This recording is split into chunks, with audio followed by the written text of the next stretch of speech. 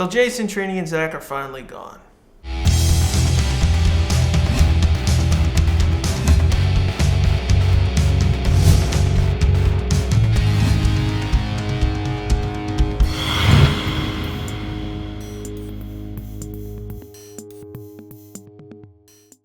Hey guys, and welcome to another Ranger Rant. Of course, everyone knows I'm Archer9234. Today I'll be discussing episode 20 from MMPR Season 2, titled Zedd's Monster Mash. Now, this episode's famous mainly because of, this is the first episode that involves Austin St. John, Tree Twang, and Walter Jones' departure from the series. Now, what I basically understand from this fiasco that happened behind the scenes was the main actors from the series were not being correctly paid by Saban.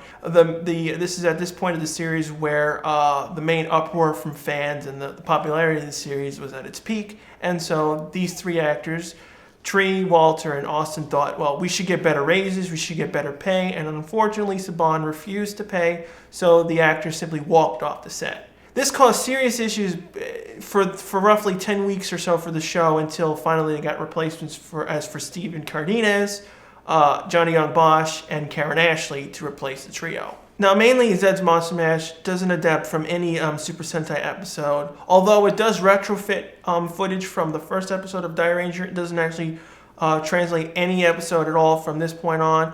It simply reuses stock footage from Jew Rangers and some additional stock footage later on in the episode from Dire Rangers. Other than that, this is a completely American-made episode.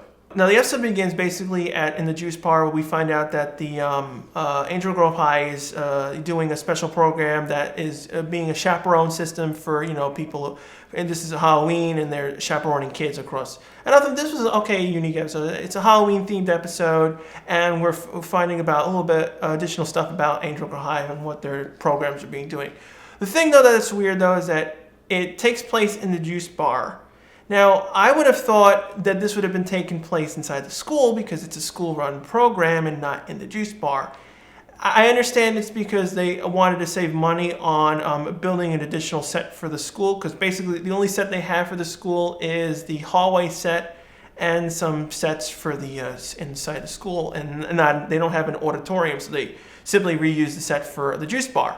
But you would have think that the popularity from season 2 would have simply made them to, build additional sets for the school, but they decided not to. So we finally start off with Billy and Kimberly, and they're, organizing the groups together and who has to chaperone each other. And we find out Billy's dressed up as Albert Einstein. Kimberly, I'm not so sure who she's dressed up as. And later on, who Tommy comes in, he'll be dressed up as a pirate. Basically, Kim and Billy are talking about, it was a great thing that they were doing this stuff at the school. And then we find out, the first beginnings of the peace conference, and where Billy and Kim are saying what would happen if the team had been broken up, which ironically is foreshadowing what will happen later on in the season. Basically, the peace conference is there to basically explain why Trini, Zach, and Jason were basically missing throughout the remaining of these episodes and why they were kind of secretive.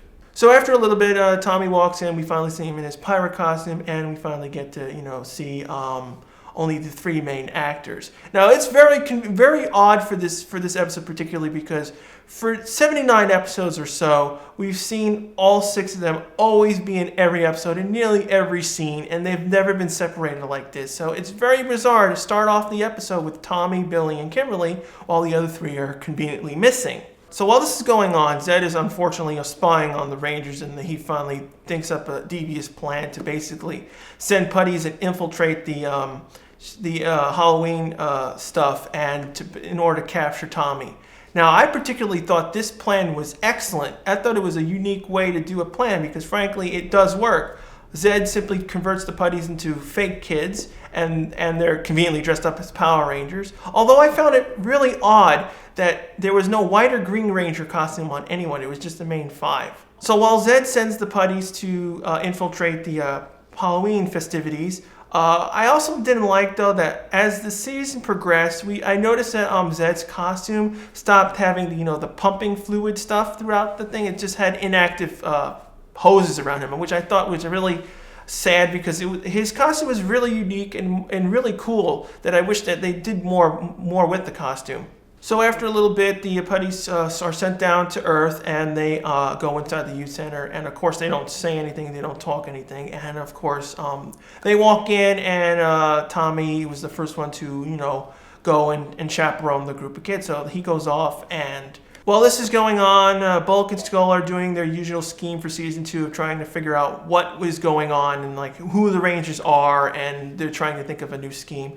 Ironically enough, they postulate that basically the Rangers can shrink down in size and turn into little kids, which later on does actually happen true with Justin in the Turbo season. So while Bulk and Skull run out and try to figure out what kid is a Power Ranger for real, Billy and Kimberly are staying inside the place, and I assume they're pretty much the ones that are deciding who goes with what. And then Billy and Kim basically say, so where are Trini, Zach, and Jason? And they simply explain that they're simply chaperoning other kids at this time. I really thought this episode was the best one to disguise what was happening behind the scenes, because as the episodes progressed, it was getting much more harder and harder to deal with the actors missing from the episodes. After a little while, Tommy is ambushed by Goldar, and then he finds out that the kids were actually putties in disguise, and Goldar teleports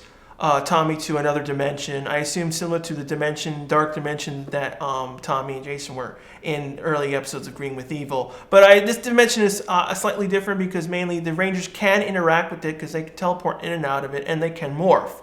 So while Tommy's inside this conveniently Halloween-esque design where he's basically in the cemetery with all dead people and dead monsters, obviously, Tommy does attempt to morph.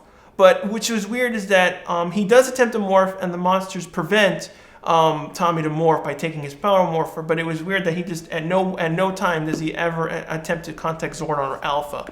So while Tommy is dealing with monsters, we finally see the first use of Die Ranger footage. Now, the monster that was with the key was in order to explain the alternate dimension. Now, basically, this monster was really used in the first episode of Die Rangers, and it was later on reused later in an episode of MMPR. Basically, that's all that was used from Die Rangers footage. While they're in this dimension, they're simply reusing, monster costumes that have been past defeated monsters. So while Tommy's trapped inside the alternate dimension, Billy and Kim are kind of getting worried that Tommy hasn't reported in or returned with the kids. So they simply decide to contact Alpha and Zordon. What bothers me is that after they go to the command center, we find out that Zordon and Alpha did know that Tommy was trapped into the dimension. Yet he doesn't actually signal Kim and Billy right away. Instead, Kim and Billy are the ones who got concerned and sent to the command center first of all. It was just weird that he did know and then doesn't say anything. What was also out of character is that we had no scenes with Trini, Zach, and Jason. We had other issues with this problem because they didn't actually interact with them. Zordon and Alpha didn't contact them until way later. It's really out of character, but since this was going on behind the scenes, they had to simply suffer through it. So eventually, Zordon finally pinpoints where Tommy is, and we finally get a look through the viewing globe, and then Billy is saying, "Oh, how come Tommy doesn't morph?" And then Kim basically says, "Because his power morpher is missing."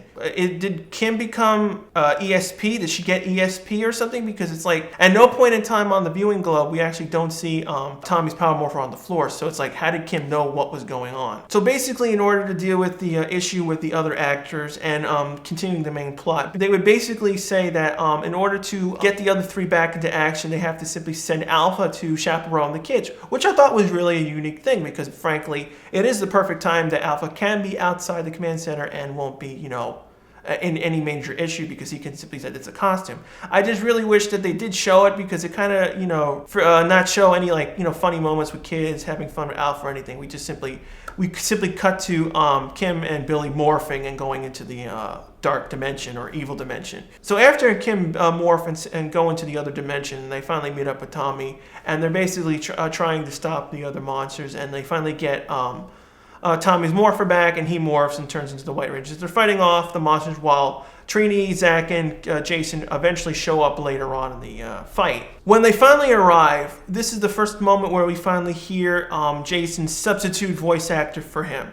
I really wish they would have gotten better actors that could portray their voices, but out of the three, the voice actor who did portray Jason was the best one because Zach's voice actor was horrible and Trini's voice actor was really horrible. It's more noticeable whenever they're splicing between the voices and the original actor's footage later on in episodes. So after most of the monsters are finally defeated, we finally get to see the pumpkin wrapper use the bomb and enlarge, and we go into this, the main Zord fight where we finally see the Thunder Zords and the Tiger Zord fighting the pumpkin wrapper. Now, unfortunately, this is one of the episodes where they were splicing Jew Ranger footage and Die Ranger footage together. Now, everyone knows that pumpkin wrapper was not actually in an episode of Die Ranger. This was originally footage from Jew Rangers, but since Saban at this point ordered to use the Die Ranger Zord stuff, they had to simply splice the footage back and forth. That's the reason why we never see them physically interact with the suits.